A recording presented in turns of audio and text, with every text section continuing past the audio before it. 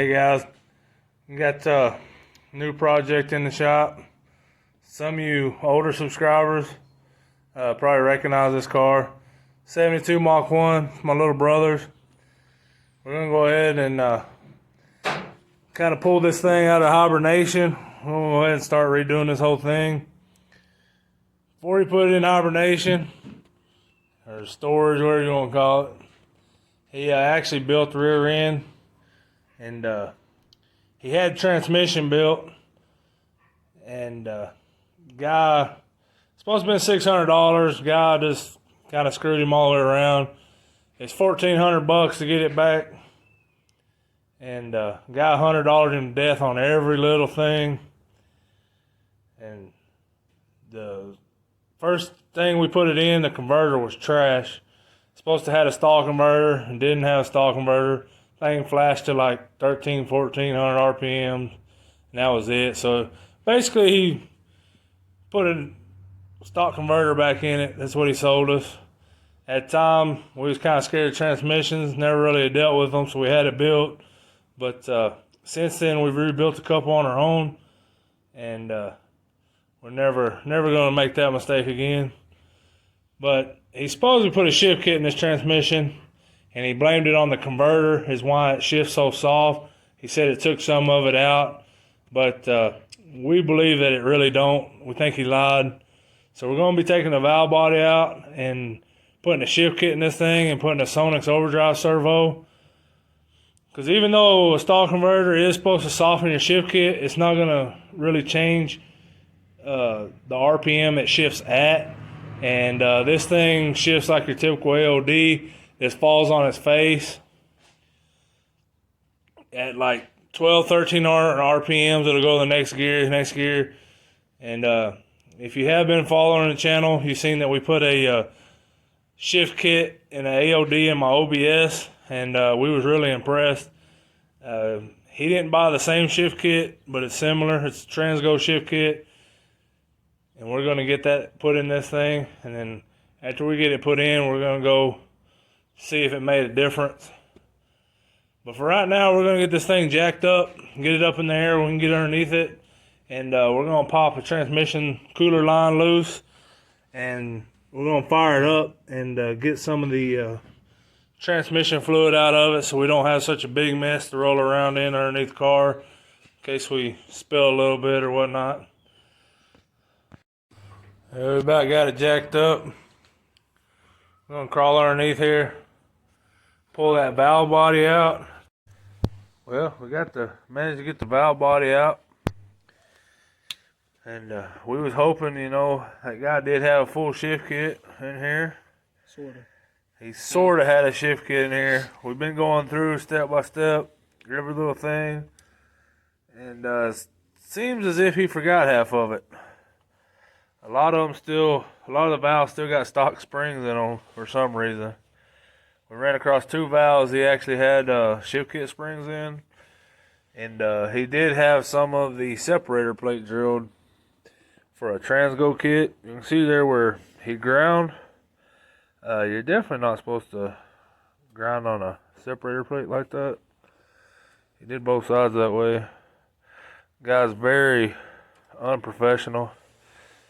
We're really dissatisfied, but it's okay because it was really a blessing. Because after we got this transmission built by him, we had a feeling that he really didn't do what he said. And now, with this kit and the converter that we had to buy just to make this transmission work, we're in over $2,000. But the reason I say that it was a blessing is because with us not getting good vibes from this guy, we wound up being better car guys and doing more things ourselves and trying more things.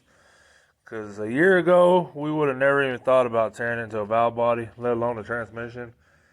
And now we've completely rebuilt 2 transmissions successfully, and now we got this one torn apart, fixing what he didn't do right. I'm going to show you the pan over here. This thing probably don't have 75 miles on this transmission. You can already see I've cleaned the pan up just a little bit. And you can see all the material still left in this pan, 75 miles. I don't feel like it should have that much material within 75 miles, but it definitely does. But we're going to get this back together, and we're going to get this Sonic's overdrive servo put in. They got up here. And then we're going to go take this thing for a rip and see if it shifts like the shift kit we put in my OBS. And if you guys are interested in more of a step-by-step for a transgo shift kit, be sure to check out that video because we did do it more step-by-step. When you're putting in a transgo kit though, the most important valves, they call this a smart act. And the guy that actually put this kit in here for us, he made a rookie mistake. He actually got this backwards. And I really don't know how because the picture clearly states, I mean, I didn't even read any of this instructions. They got great pictures. I'm just a picture guy. So we're going to get this put together the right way. And what happened is putting this flat side to the outside, there's a recess in this cap. This cap comes with the kit. Well, that leaves all the spring pressures off of this valve. So, I mean, I'm assuming that's what was letting the clutches slip to look like that. And then after we get this one done, we got one more. You got it in there yet? You sound like my old lady. I got to hear that enough at home. I don't want to hear it here too.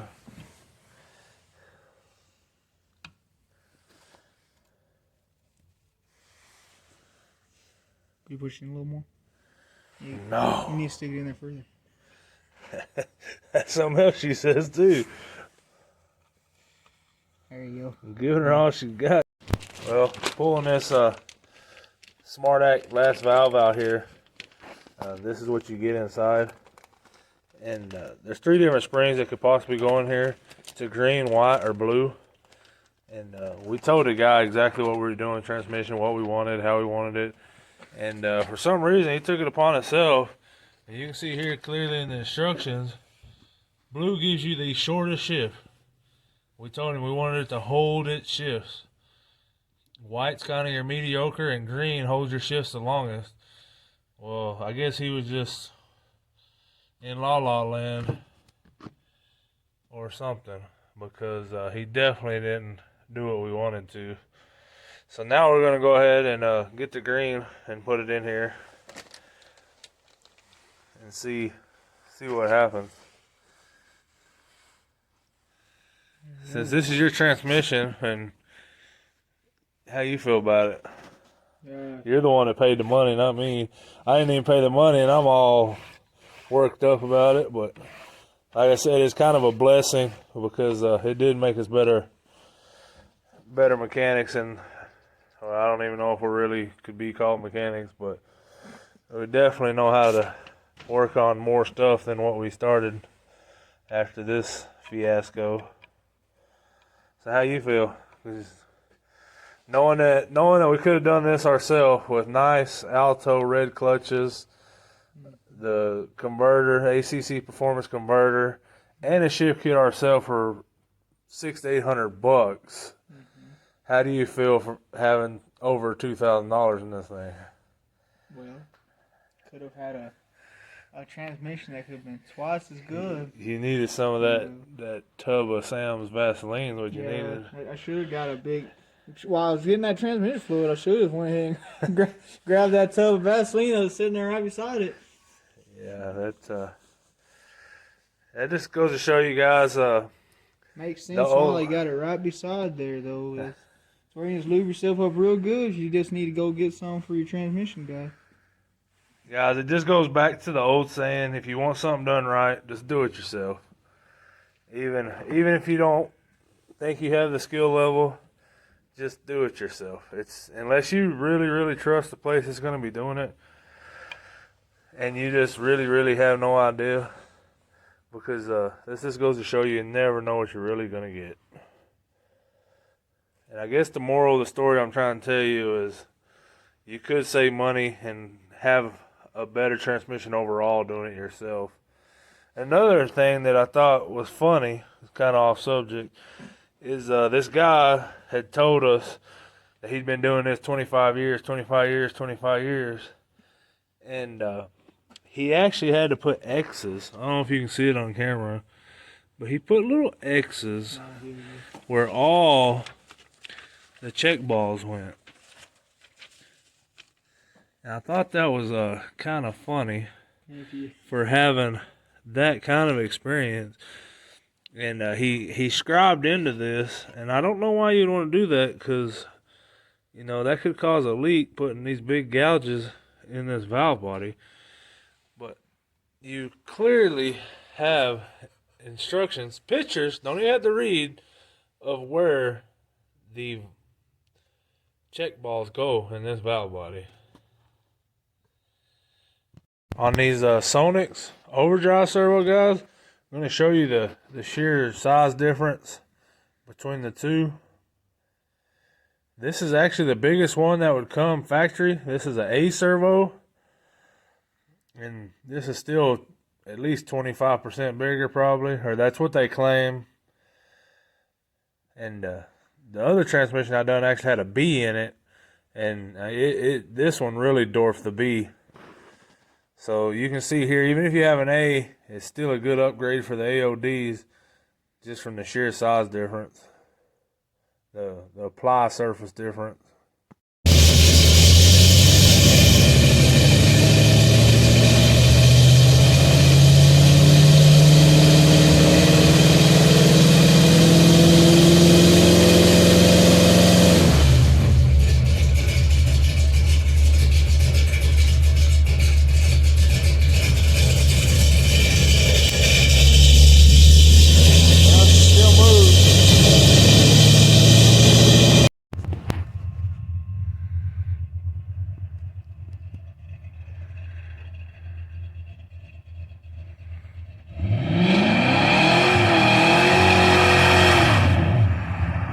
Well, car definitely seems happy.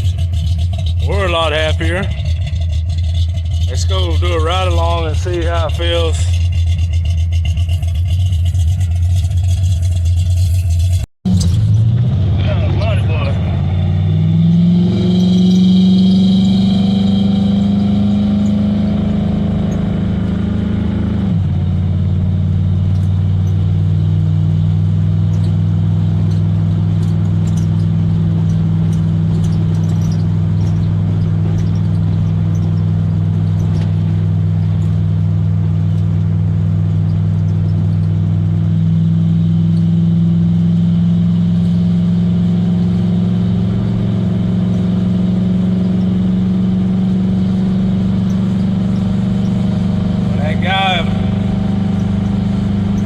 Told us that the converter gets rid of the shift kit completely.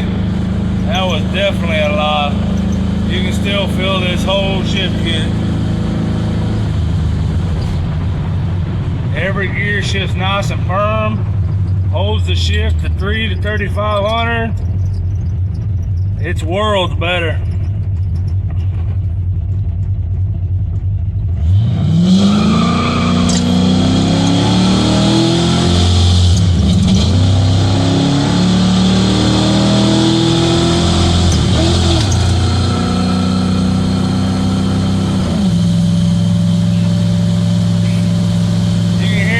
Definitely need a better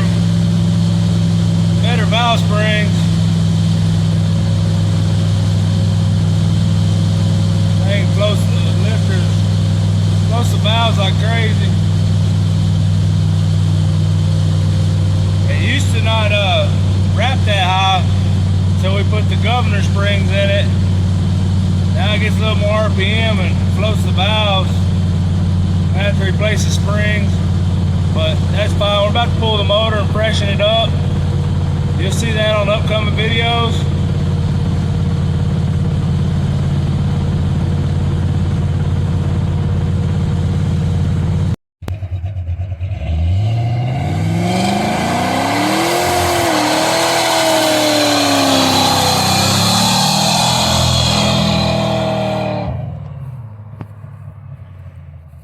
Alright guys, let's go and call it for a day. Until next time, we'll catch you later.